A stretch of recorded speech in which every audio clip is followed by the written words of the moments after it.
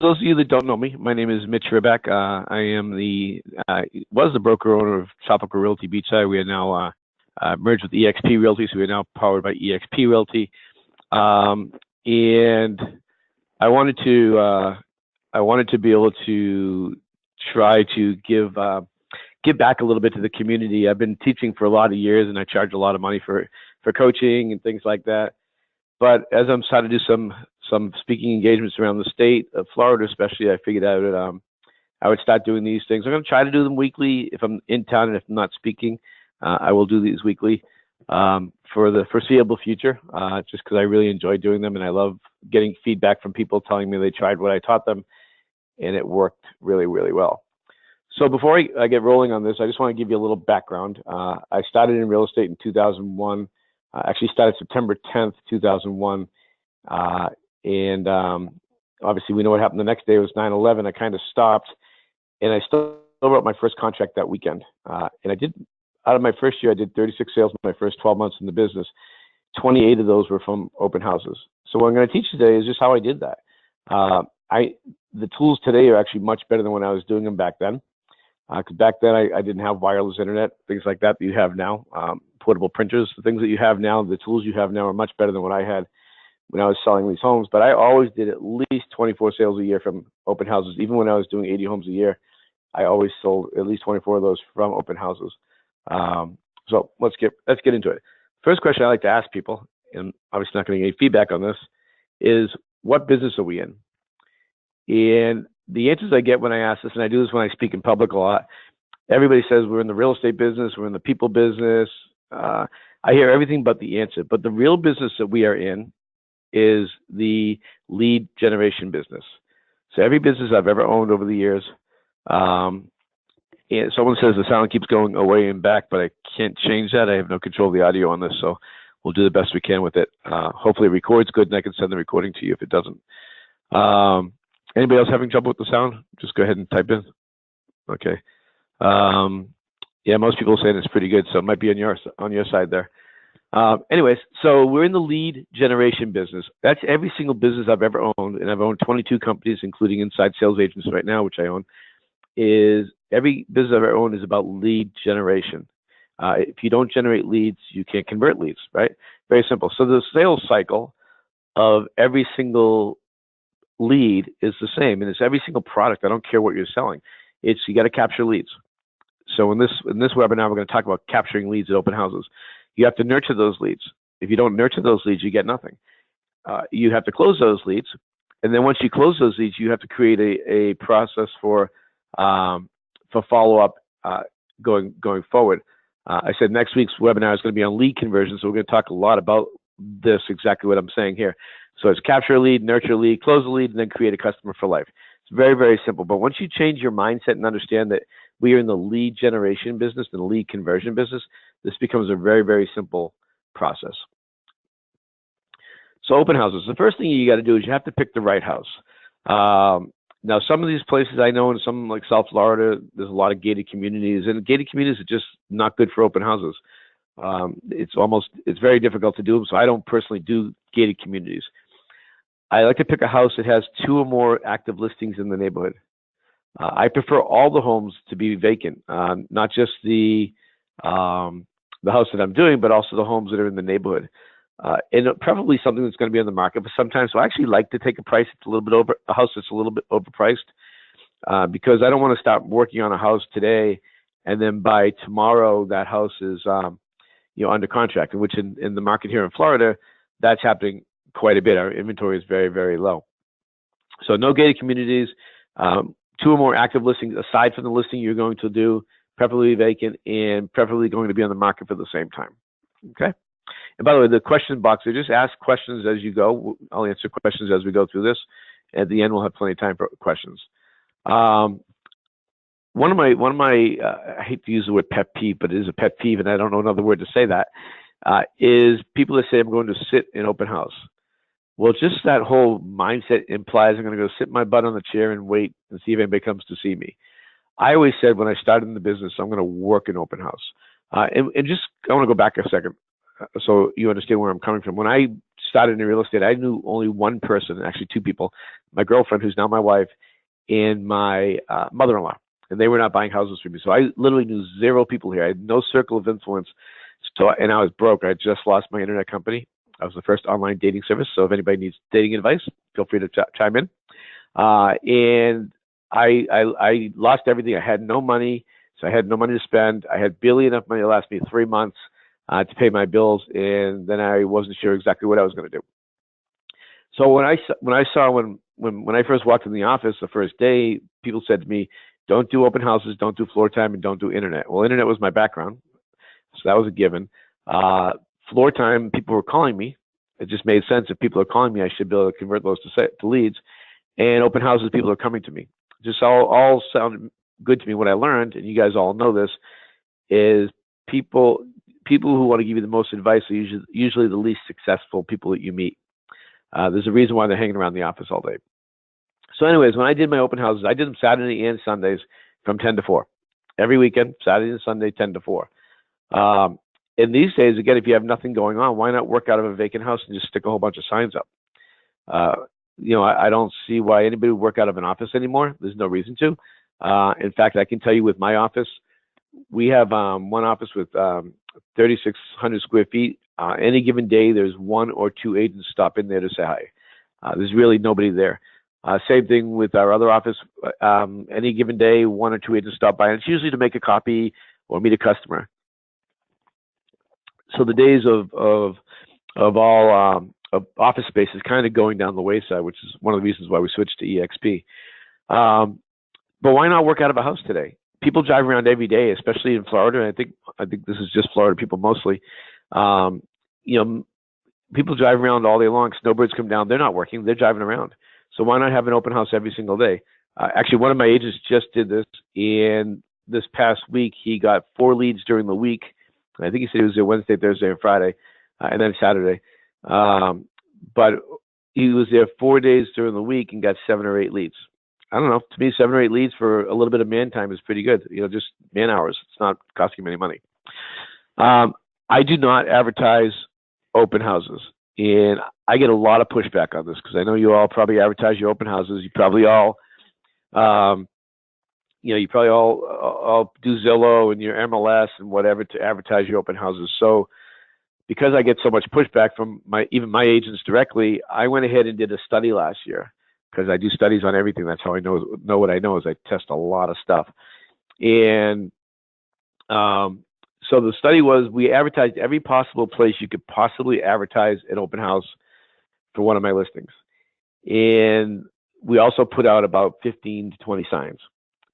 And the reality is, out of the 9 people that came in that day, 8 of them came from signs and 1 came from all the other advertising. I don't remember which one they came from off the top of my head. It didn't matter to me because it just proved my point that people will come in because they're driving around looking for open houses. A lot of people don't go online and look. They might, but there's another downside to that. If someone comes into the house at 10:15 and wants to look at property, you're stuck there. And this was one of the biggest things that I learned when I was doing this was that I had people coming in at 10:15, 10:30, 11 o'clock, and I'm like, "Would you like to look at property? I'm out of here at 4 o'clock." And they're like, "Yeah, that'd be great. I'll come back at 4." And no one ever showed up. Once I realized this, I stopped advertising completely and just used signage. And I used a ton of signs, 15 to 20 signs every open house. And people get lazy with this stuff, but don't be lazy. Do the right thing. Signs right now, you can buy I think we pay $400 for 100 signs. So buy 100 signs for $400. You'll get that back in one closing, right? So that's why I don't advertise open houses. So now when people would come to my open houses, I would just say, "Hey, would you like to look at property?" They'd say yes. I'd say, "Great, give me 5 minutes to go pick up my signs." I'd go pick up my signs. And back then I had to go back to the office to do the list. Now you can pull your list and make your appointments right from where you are. One of the other reasons why I like the houses in the neighborhood to be vacant is I'll call the agents for those listings and say, "Can I have an open door to show that property anytime during the day? I'm doing an open house this weekend," which they always say yes. And every time I go there, I leave my business card. So it's very important to me that I leave those open because the other thing it allows me to do is create a relationship with this customer coming in. So again, they come in the office, they come into the house, and I probably talk about more of this stuff later on, but Mr. ADD man tends to ramble. That's why doing webinars is so good for me. I just get to talk for half hour, 45 minutes. So when someone comes into the house, I say, there's 2 more homes available on the street or in the neighborhood. Would you like to go take a look? They almost always say yes. And I put my little clock thing on the front door, says be back in 15 minutes or 20 minutes, whatever it is. And then I go show the property. But that allows me to build that quick relationship with that customer, that I get a lot better opportunity building relationship and creating a sale because I've taken the time to build that relationship. Hopefully that makes sense to everybody. Any questions so far? Again, make it festive, make it an event. Have food there. I always did cookies and sodas, and if I did afternoon ones, sometimes I did beer and wine, depending on what I was doing. When I got really busy and was selling 80 homes a year, I did them on a 4 hours versus 6 hours. So I couldn't do 6 hours. I needed to do 4. I never did less than 4. Lots of balloons on every sign. I put balloons, so it's festive. That people will see there's an event. Open house flags, are there. You've got to make. You can't just go sit down in a chair and hope that people are going to come see you. It doesn't work that way. So what do you need? I always tell people, bring a wireless laptop. Now I think all laptops are wireless. You can use your phone as your hub to your hotspot to get online. You should have a portable printer, but it's not mandatory. You need to print out obviously the current listing, the listings in the neighborhood, and all the listings in the surrounding neighborhoods. Again, if they're in the area where they want to, where there's lots of homes in the area that you can look at, you want to be able to pick up your stuff and be prepared on what's available in those neighborhoods. Obviously, drinks, water is a must. Again, beer and wine if it's later in the day, champagne, maybe mimosas if it's a morning one. Food, any type of finger foods. I've done everything from little egg salad croissants and so on. You can always get a mortgage partner on these things. So I highly recommend talking to a mortgage company to partner with you on this, and they'll bring food or chip in for the food. Again, I didn't do that back then. I did it all myself. The other part of this is kind of nice too. If you do this with a partner, it's also nice because one person can stay at the open house while the other people are going to show property. So there's lots of ways to do that. But these are the things that you need. And these are I'm just being basic here. I'm trying to keep this as simple as possible for you. These are things that I did when I ran my open houses and did really, really well. And my agents who are currently doing open houses that do them consistently do really well. Let's talk about consistency for a second. And I may talk about that on the next page. But so I did the same house every week until that home sold. And again, when I started, I did every Saturday and every Sunday. Now, the number one complaint I hear from realtors all the time is, only the nosy neighbor came in to see me. I hear that regularly. Only the nosy neighbor. Well, you know who my best friend is? The nosy neighbor. You know who knows everybody who has homes listed in the neighborhood? The nosy neighbor. Do you know who knows who's going to list homes in the neighborhood? The nosy neighbor. So when I first started, my nosy neighbor was Marion. Marion was a 80-something-year-old lady, late 80s, tall woman, strong woman. She wrote in dictionaries. That's what she wrote for a living, dictionaries. She had 5 dictionaries published. Who would think, right? You can make money doing anything in this world, right? So Marion would tell people all the time, you need to go talk to Mitch. Why would you list with somebody else? All of my listings, my first 2 years in the business, came from my open houses. All of them. So, I mean, it's pretty simple. I got a comment here. 6% of people coming in own homes. Exactly. And that's the thing. A lot of the buyers that are coming in own homes, and therefore, if they're going to buy a home, they have to sell their home. So you have so much opportunity through these, creating not just buyer leads, but also seller leads. Remember, it's lead generation. That's all we do. Thanks, Dennis. So you have to do the open houses every week. You have to be consistent. So what I see a lot of realtors doing is they'll do an open house here, and just 2 people came to buy today, so they went on to the next place, and the next place they never built a foundation. What you want people to see is how hard you're working to sell that house. Now, the reality is, in my years of doing open houses, I never once sold a house from an open house, which I found that really surprising, actually, but that's just the reality. But I sold so many homes every year. Again, minimum was always 24, usually more, from open houses. Advertising as a whole, so even if you're going to do other types of advertising, the rule of thumb, and I used to own an ad agency, so I know a little bit about this stuff. The rule of thumb is they have to see your ad 5 times before they even see it. So if you're doing postcard marketing, which is one of the webinars we're going to do coming up in the near future, if you're doing postcard marketing, if you just do a mailing once to people, they don't see that. It doesn't work. You have to do consistently. In fact, you have to do them every other week. But again, that's a whole other webinar. So one of the things that I've learned, and all the stuff I learned, by the way, I learned by testing and trying and making mistakes to finally come down with these systems. I never ask, are you working with a realtor? Because the standard answer is yes. I always ask, which realtor in town are you working with? Because if they can't answer you right away, they're not working with anybody. If you ask someone, are they working with a realtor?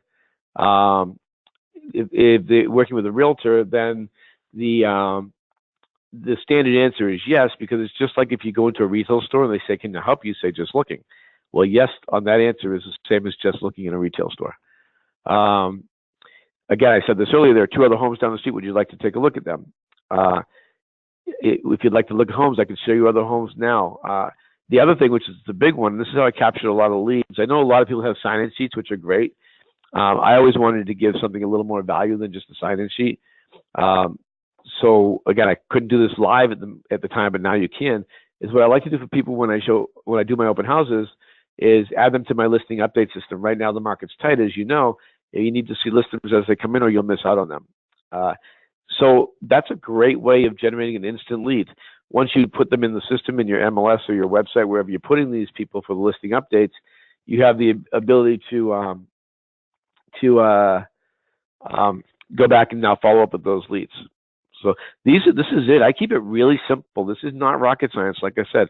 This is really, really simple. These are the questions I ask. My goal is to show houses. I want to show houses. I want to be able to pick up my signs and go show someone houses. I've sold so many homes that way, where people would come in and we'd go look at houses, and I'd write a contract that day. There's lots of people that want to buy, and they're going to open houses now because the market's so tight. So open houses are actually great right now. Any questions about this messaging? Nope. Okay, you guys are easy. So let's talk about the numbers, because I think the numbers are really important to understand. Everything you do today, and this is not just with open houses, everything you do today will benefit you in 90 days. Even if you average only 2 visits per day, right? Let's talk about those numbers. And usually I like to do this with a graph, but I don't know how to write on this doing a webinar. I'm sure there's a way to do it, but I'm not that tech savvy, which is kind of funny because I own tech companies. But my kids always make fun of me about that. They're like, you own tech companies and you don't know anything about technology. It's pretty funny. Anyway, so if you average 2 people a day, right? We're just going to say just once a week. That's 8 people a month, correct? I know out of 8 people that come in a month, 1 or 2 of those are definitely going to buy a house. The problem with most realtors is they stop working at that point, right? And once they stop working at that point,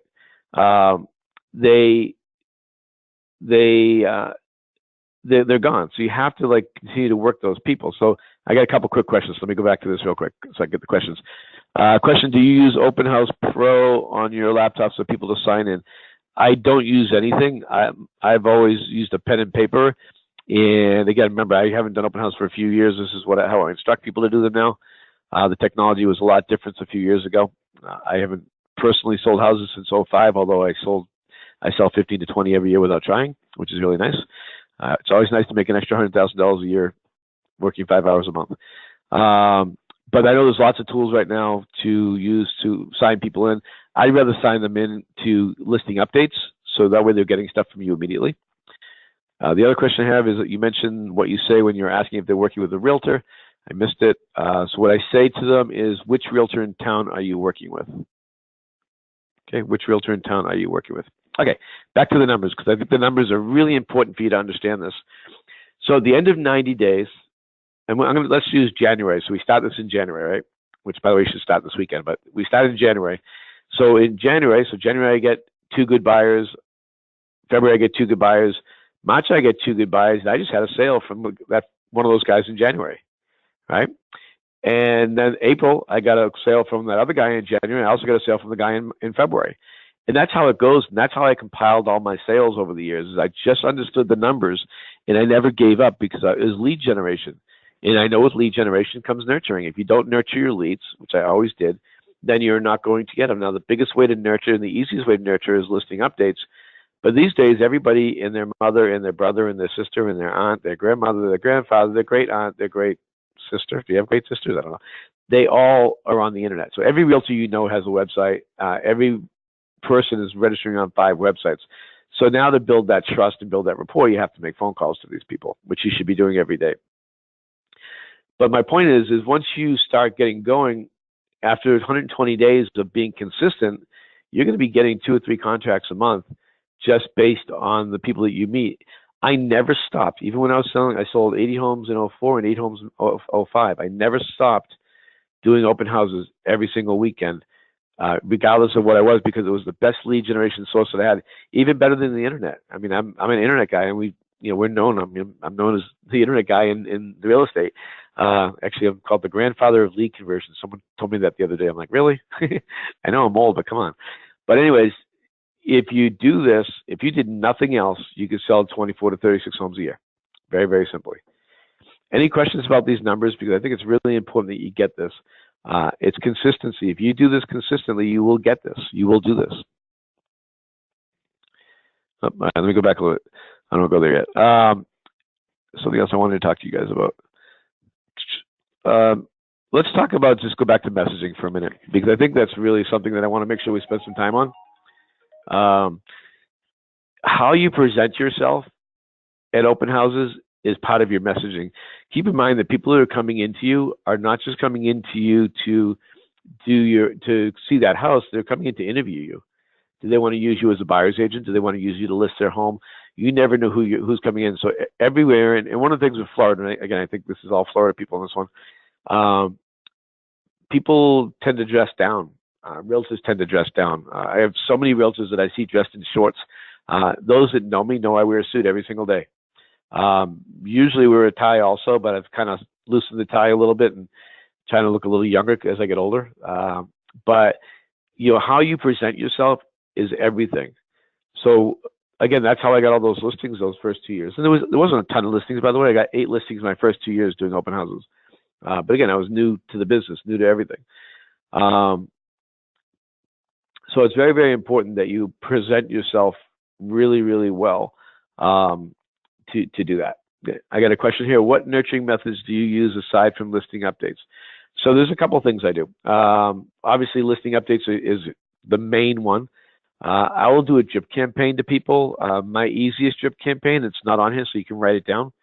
I think it's on our lead conversion webinar, but I'll give it to you now, is when people are getting listings from me, I will send out every 6 weeks, just checking in, making sure you're getting my updates, my listing updates. Right? Get that? So just checking in, making sure you get me updates. I can show you any property in the county or in the city, wherever you're working, however you're doing that. Very, very simple, but most importantly, it's pick up the phone. We are so tech-driven these days in this business, and the consumer knows that. They want to talk to somebody. My company, Inside Sales Agents, my other company, besides my real estate company, should not even exist. We call leads for realtors here, and we average about 12,000 leads per month that we call on our first call services, because realtors won't call their leads. When you generate a lead, if you don't build that relationship, you're not only losing out on that sale, you're losing out on sales that you could have gotten years to come. I'll give you an example. I literally have not sold real estate full-time since 2005. Last year, I did $7 point something million in sales, made about $135,000, $140,000 extra in revenue, and I literally worked 5 hours a month. I have an assistant who did my paperwork for me and my contract to close, and I literally would go on listing appointments, and my marketing is all automated and automatic, so we did all that stuff, and then in this market, houses sell really, really quickly. All right, other questions as I continue to ramble into different places. So these weren't necessarily your personal listings. You did open houses for other realtors. Yes. So when I first started, I didn't have any listings, correct? So I asked a realtor in my office, hey, do you mind if I do an open house at your listing? Again, at that point, I didn't know that vacant was good, although that home was vacant. All this stuff I learned as time went by. But yes, generally speaking, even agents that have listings that are not in your office will generally let you do an open house if they're not doing it, because it looks good to them. Now, some won't because they're afraid you're going to steal their listing. If you do that, don't try to steal the listing. Just be honest and be ethical. But generally within your office, so that's what I did. We had, at the time, we had about 15 agents and about 50 listings. And so I just found the listing that I wanted to do that was actually near my house. And that was a neighborhood that I decided I wanted to own. So I would do, I did several things. I would do, it's not even on here, but I would do a postcard sometimes to the neighborhood, especially when I first listed a house. And I'm going to be doing an open house from 10 to 4 on Saturday. From 9 to 10, I'm going to do a private showing for just the people in the neighborhood. So if you want to come by, check it out. Always successful. I mean, I always would be successful doing that and getting people there. And again, it's just about lead generation. So that's it. I mean, this is not rocket science, and I try to keep these things to a half hour and no more because people, you guys have lives to go. I have questions, so let me just tell you about this. I'm going to do a lead conversion webinar next Friday at 10 a.m. I will send an email invite out like I did with this webinar, and thanks for attending. I appreciate it. I hope I'm helping you guys some way. And that'll go out again sometime, probably go out on Sunday and Wednesday for that webinar on lead conversion, which is based on it's any way you generate a lead. For me, mostly I do internet stuff because that's what I'm known for around North America. And always glad to help. So let me go into the question now because we have some questions popping up. Oh, well, before I do that, I will be doing a live event. Actually, 4 of them coming up. And these will be on 101 ways to generate leads. This is an awesome webinar. Not webinar, live event. Basically, we spent a couple of hours teaching you 101 different ways to generate leads.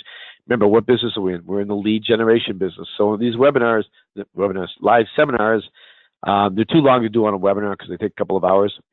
But we're gonna go ahead and do Port St. Lucie on November 29th, St. Augustine on December 6th.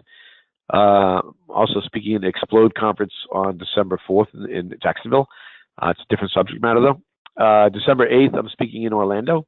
And December 13th, I'm speaking in Daytona. When I send out the invites, the links to register for those are there. These are free events, well worth it. And they're really, really cool.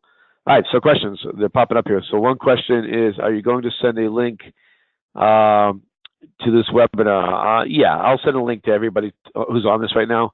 I'll send you a link to the recording on this. Sure, not a problem. Next question, do you send flyers, postcards, knock doors to invite neighbors? I had always sent postcards. I would probably knock doors now because I'd rather be more intimate. Again, when I started doing this, I didn't know what to do or how to do it. So back then I was told postcards, so I did postcards. So I would send postcards to everybody, maybe on a Wednesday. If I was doing an open house on Saturday, I would get them out to everybody by Wednesday to stop by. It was pretty cool. Next question is, I've done a lot of open houses but never got anything from them. Why?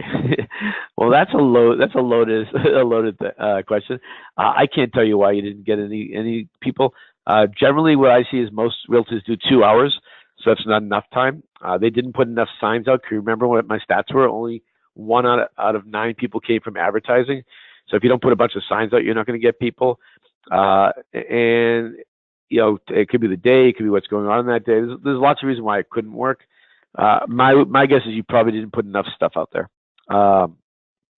Next question is, by your experience, what is the best time to do an open house? I like 10 to 4, 10 in the morning to 4 in the afternoon. If you're going to do a 4-hour period, I would do a 10 to 2. If you like me and you had to block things off, I did 9 to 1, so I could show property from 1 to 5.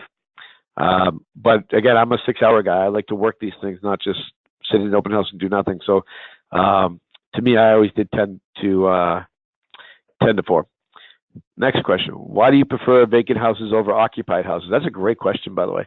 There's a couple of reasons. If I have an occupied house, that means that the seller had to leave the house for me to do an open house. So if they knew that I was there doing an open house and then I left early because I had a buyer, they would not be very happy people.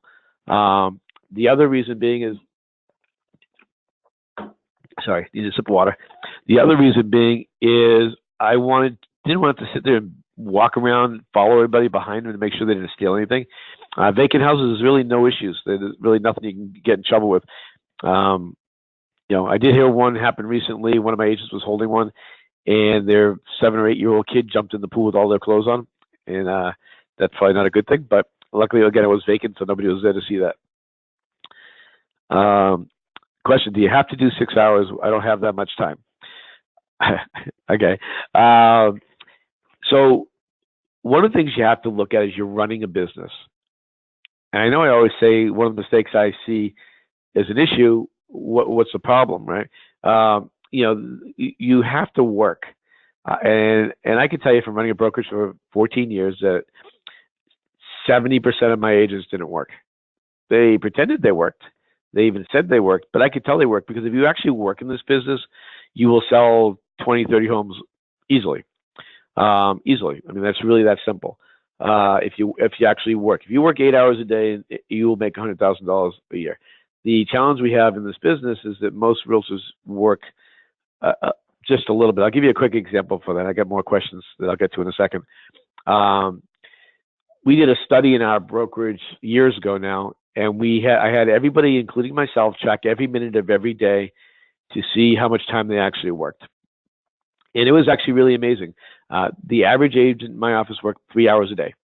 They all claimed they worked full time, right? 3 hours a day. Even myself, I was doing 16-hour days back then. My actual time was only about, I think it was 10 hours a day when we did the study. So my point to this is you should be working all the time. If you have nothing going on, you need to make something to go on. That's why, to me, working these days, you can work out of open houses. Why work out of an office? If you're going to be sitting in an office or sitting at your home office, why not sit at a house that's empty? Just makes sense to me. So you have to work. That's my point. So the question was, why do I have to do 6 hours? You could do whatever you want. I'm telling you how I generated, 24 to 28 sales my first year. I have another friend of mine that did this. She did 48 sales her first year, doing the exact same thing we're talking about right now. But it was working. It was there. You were there working. Next question: if you worked every weekend, when did you show homes for new clients? That's a great question. So what I ended up doing, as I got busier, I didn't work every Saturday and Sunday. So remember, when I started, I knew nobody, so I had to generate leads. So I worked every Saturday, every Sunday. Once I started getting busy and started doing sales, I break my weekends into quadrants, 4 sessions. So I have Saturday morning, Saturday afternoon, Sunday morning, Sunday afternoon. Open house fit into one of those quadrants. So I try to manipulate my buyers around my time, which is not a problem as long as you take control. So I was, that was the challenge. So I set up 4 quadrants. It was very seldom I was showing 4 different buyers on a weekend. It did happen occasionally, but a lot of those times I could fit, because I repeat customers. I could do different things and only show, 2 hours for one, 2 hours for another. I was slammed. And when you're selling 80 homes a year by yourself, you're doing a lot of work, especially with the average price being, just at that time like $150,000 a sale. Anyway, so that's how I did it. And then obviously people at night, the one time of year is kind of funny. I actually look forward to this time of year because when this time of year I didn't have to show property at night. Because I would show property at night during when it's light till 8 o'clock at night. I would work till 8 o'clock at night showing property. This time of year is kind of like a reprieve because you can't really show property after it's dark. Next question. I'm currently trying to sell a home in a gated community. Do you have any tips for getting people to come in? What market are you in, Melanie? Because that makes a difference. It really depends. I mean, again, I've never sold a home from an open house, and I don't do open houses in gated communities. There's a million ways of selling houses. I'll give you guys 2 really good tips. This is really good stuff. So I'm going to give you 2 really good tips on this stuff. Actually, I got to think about what I just lost my chain of thought. I hate that. Okay, so selling a home. Pricing a home is hugely important, and it blows my mind how many realtors don't know how to price a home. So how do you price a home? Here's what I'm going to use: $200,000 house. Most people will price that home at $199,900. All right, so you're getting this? Pay attention. $199,900. Well, the reality is when you're pricing that $200,000 home at $199,900, you just blew 50% of the marketing potential, because anybody searching from 2 to 250 are not going to see that house. So I price every single house I price, if I can, on 150 or 200 or 250 or 300 or 350 or 400. I try to stay right on those numbers. I got $1 million listing not too long ago, and that was the conversation. I said, what did that person want to list your house at? She said she wanted to list it at $999.99, a dollar under $1 million. And I said the difference between a marketing person and who's a realtor and a realtor is that you're eliminating 50% of your marketing. She's like, I don't understand. I said, if you're searching for a house for $1 million to $1.5 million, you will never see your house. I go, that's 50% of the marketing is gone because of that. So that's tip number one. Tip number two is lower the price every week on Thursdays, $50. And this has been, I actually just came up with this one recently, and this is working amazing for me right now. I have a very difficult listing to sell, and we weren't getting showings at all. We had no showings the first 2 weeks. And so I just came up with the thought because what happens when you change your price every week, and it's only $50, so you're not really lowering that much. Every week on Thursday, that goes out to all the realtors and all the consumers again as a price change on a listing. So every week, my listings right now are being shown as a new listing or a price change listing in front of everybody on Friday mornings when they open their email. Pretty cool stuff. So those are my 2 tips on selling stuff. That should help you a little bit. Someone said I need to do a webinar on time management. I actually did one the other day, but I'll do another one shortly. What CRM do you use for drip campaigns and marketing? So we had built our own for years, and we spent about $500,000 building our own systems. I'm right now in the middle of transitioning to Real Estate Webmasters, which is, to me, probably from a user experience, the best website out there. They're pricey, but you get what you pay for in this stuff. And they have their new CRM is excellent, so it allows you to really set up your drip campaigns and things like that. Maybe I'll do a webinar on just on drip campaigns, because that's a whole conversation on drip campaigns. All right, so far, let me see. I got all my questions answered so far. Any other questions? What's the name again? The name is Real Estate Webmasters. Yeah, the other, if you just want a CRM, the other CRM that I like is Follow Up Boss. So those two are my favorite. Real Estate Webmasters, again, their new CRM is really good, and I think from a user experience, it's one of the best sites out there. And then for just the CRM, I like Follow Up Boss. A lot of our customers here at ISA use Follow Up Boss. What else? Any other questions about anything? On the screen, I don't have any more questions there, so unless anything pops up, I'm just going to finish up here. I try to keep these, like I said, 30 to 45 minutes, and we're close to 40 minutes now. My contact info is there. You can email me about anything you have that you want, any questions you have, feel free to email me. I'm an open book. Those of you that know me, which a lot of you do on here, I've been helping people for years for free. If you want extensive stuff, if you really want an hour, what I do now, I used to charge $1,000 an hour for coaching at a minimum. I just ask you to make a $250 donation to my charity. I have a charity for my granddaughter, which is what I spend most of my life doing when I'm not doing real estate. So if you want any personalized stuff, I don't do individual coaching. I'm not going to do that anymore, but I'll gladly spend an hour with you on the phone for a minimum of $250 donation to my charity and kind of see what you do and what I can do to help you out. One more question I have here. Can you spell the name of the CRM? So there's Follow Up Boss. I can't really spell that. FOLLOWUP BOSS. And then the website and CRM is realestatewebmasters.com. Hopefully you got that. I know I speak really fast. That's what I do. I'm really good at it. But thanks again for being here today. I will get out the link to this, and I will also be getting out the webinar for next week. And again, I'm doing this just to help. As you see, I'm not sitting here selling you anything. My $250 for coaching thing or evaluation or consulting, whatever you want, is highly discounted. That's just to raise money for my charity. Other than that, this is just awesome giving back to everybody. So thank you and take care. We'll talk to you soon. Bye-bye.